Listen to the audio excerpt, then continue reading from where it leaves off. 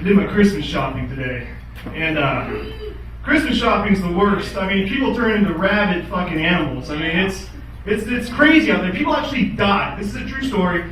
I read this article last year. A woman in Long Island at a Walmart, she was trampled to death. Trampled to death by, quote, frenzied shoppers on Black Friday. This is a true story. You can look it up. She was beaten to a pulp by shoes. And she basically died the same way that Simba's dad died in The Lion King. However, though, Simba's dad died by a stampede of wild African wildebeest. This woman died by a stampede of wild fat people who were in a frenzy to buy Tickle Me Fucking Elmo. That is her legacy. That's how she's going to remember. Really sad, but dangerous. It's really dangerous shopping out there. The one thing they tell you to use, though, one thing to always have when you're Christmas shopping is hand sanitizer.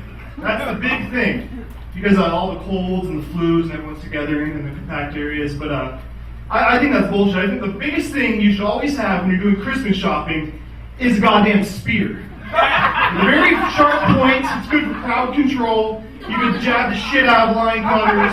You need a spear, so that's what I use in my Christmas shops. This morning I grabbed my spear, I threw it in my car, and I drove down to the mall, and the first obstacle you'll always come across when doing Christmas shopping is the parking. The hell that is Christmas parking.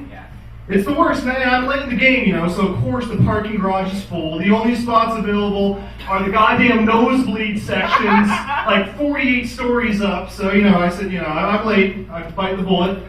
So I drove in, and right before I pull in, I was violently cut off.